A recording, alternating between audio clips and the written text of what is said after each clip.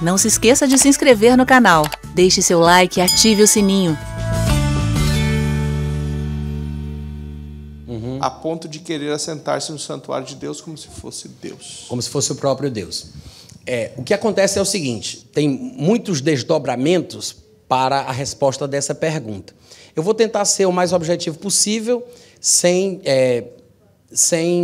falar tudo o que poderia ser falado para dar a resposta. Mas, normalmente, as pessoas acham que esse texto aí que você leu significa que ele vai dizer que é Deus. Né? Normalmente, as pessoas pensam que é isso que significa. Provavelmente não seja isso que Paulo pretendia, porque outros textos da Bíblia falam que o anticristo terá um Deus. Ele não vai dizer que é Deus, mas ele servirá a alguém que ele diz que é o seu Deus. E é com o auxílio desse Deus estranho, que não é ele mesmo, ele fará guerras contra as fortalezas. Então, ele vai ter, sim, uma convicção religiosa, ele vai servir a um determinado Deus, que lá em Daniel 11 ele chama de Deus estranho, que é o Deus que os seus pais não conheceram, mas é com a inspiração e a força desse Deus que ele lutará contra tudo e contra todos. Quando Paulo diz que ele se levanta contra tudo que se chama Deus, mostra que ele será contra as religiões ou contra objetos de culto. Ele vai lutar contra qualquer tipo de comunidade religiosa. Não significa que ele não vai ser religioso, não significa que ele não vai ter religião, ou que ele vai ser um agnóstico, um ateu, ou qualquer coisa semelhante. Ele vai ter um Deus a quem ele vai servir. Só que a atitude dele de ousar entrar no templo, se sentar no santuário, é uma coisa que só o representante oficial de Deus pode fazer, que é o Messias, que é o próprio Deus. Este sim pode fazer isso, mas ele vai ousar fazer isso como se fosse o próprio Deus. Dependendo da versão que você estiver lendo, isso fica mais claro. Algumas versões, infelizmente, disseram que ele vai dizer que é Deus, né? E aí já gera uma confusão. Mas, na verdade, ele vai ter um comportamento que, na perspectiva de Paulo, é agir como se fosse o próprio Deus, quando, na verdade, ele não é, porque isso é uma coisa que só o Messias pode fazer. Então, o anticristo, ele vai ser um servidor de Deus, um crente em Deus, no Deus dele, né? A palavra Alá é uma versão arábica da palavra Eloá, ou Elohim, né? É a mesma palavra. Então, inclusive nas Bíblias cristãs, a palavra Alá aparece como falando do Deus, do Pai de Jesus Cristo.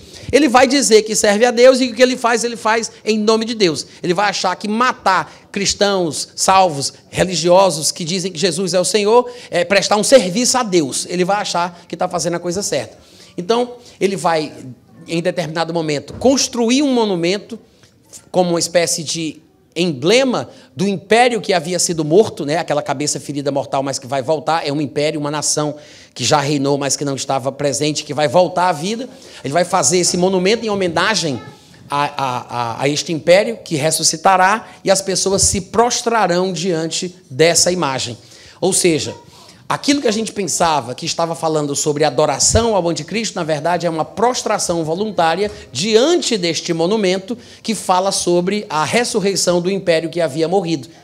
Provavelmente um império islâmico. A palavra que aparece lá, nas nossas versões, às vezes dizem adoravam a imagem. É a palavra proskeneu, que na verdade significa simplesmente se prostravam diante dela, que é o comportamento que os muçulmanos também têm, né? Então, o que é que acontece? Daniel capítulo 11 fala muitas coisas, mas se você for observar lá depois, do versículo 36 em diante, Daniel 11, do 36 até o 45, você vai ver que ele fala das características religiosas do anticristo. Ele diz que ele não terá respeito ao Elohim de seus pais. Algumas versões, infelizmente, traduziram deuses com D minúsculo, mas se você olhar, a palavra original é Elohim, que quase 100% das vezes, com algumas poucas exceções, é traduzida como Deus dos deuses, o Deus de Israel. Não terá respeito ao Elohim dos seus pais, nem terá respeito ao que as mulheres querem. Ele será um misógino, que colocará a mulher como nada, que pode ser trocada por camelo, e não vale nada, que ele pode ter até 3 ou 4. Ele será um misógino. Ele não terá respeito ao Elohim dos seus pais e nem ao que as mulheres querem, nem a qualquer Deus, porque sobre tudo se engrandecerá, mas em lugar isso aqui não está no original. Então, mas honrará o Deus das fortalezas, ou seja, o Deus das guerras, o Deus da jihad, a um Deus que seus pais não conheceram. Seus pais são seus antepassados, seus seus progenitores, não é o papai e a mamãe, mas provavelmente uma referência a Abraão, a Ismael e a Esaú. Um Deus que seus pais não conheceram, honrará com ouro, com prata, pedras preciosas, coisas agradáveis. E é com o auxílio deste Deus estranho que ele agirá contra as poderosas fortalezas, que nós chamaríamos hoje de potências mundiais, né? E aos que o reconhecerem, multiplicar-lhes-á a honra, fá-los-á reinar sobre muitos, lhes repartirá a terra por prêmio, e no tempo do fim, o rei do sul lutará contra ele, mas o rei do norte arremeterá contra ele com carros, cavaleiros, com muitos navios, e entrará nas suas terras e as inundará e passará. Entrará também na terra gloriosa, falando da invasão de Israel que Jesus mencionou lá em Mateus 24:15, quando pois virdes o abominável da desolação, do qual falou o profeta Daniel no lugar santo, né? A terra santa, a terra gloriosa é a terra de Israel. Ele entrará também na terra gloriosa, muitos de lá sucumbirão, mas do seu poder escaparão alguns, Edom, Moabe, as primícias dos filhos de Amon. Estenderá a mão também contra as terras, mas a terra do Egito, por exemplo, não escapará. Apoderar-se-á dos tesouros de ouro, de prata, etc. Lá no 45, para concluir, ele diz, armará as suas tendas palacianas, ou seja, o seu acampamento militar, ele vai estacionar entre o Mar Grande, que é o Mar Mediterrâneo, e o Monte Santo, que é o Monte Moriá, que a gente também chama de Monte do Templo. Mas chegará o seu fim e não haverá quem o socorra. Então você vê que ele vai ter características políticas, de liderança, de chefe de Estado, militares e religiosas. Ele vai ter um Deus a quem ele vai servir, e é no nome desse Deus que ele vai lutar contra todos os outros, todas as religiões, todas as pessoas. Eu não sei se a minha resposta respondeu o que tu queria saber. Tá. E outra coisa, você vai ver, quando tu for ler 2 Tessalonicenses 2, não lê numa versão só, não. Procura até tu encontrar essa que eu mencionei, tá? Que ele vai se comportar como se fosse o próprio Deus. Porque a forma da gente interpretar os textos bíblicos é sempre assim, olhando outros textos bíblicos que falam do mesmo assunto.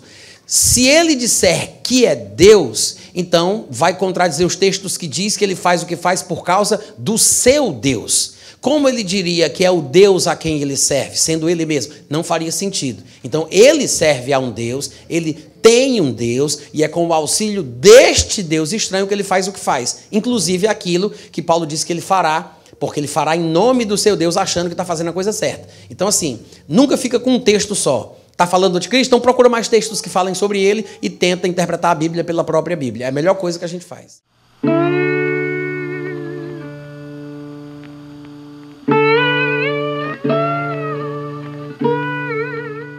Este é um trabalho independente e conta com a ajuda das pessoas que têm sido abençoadas por ele.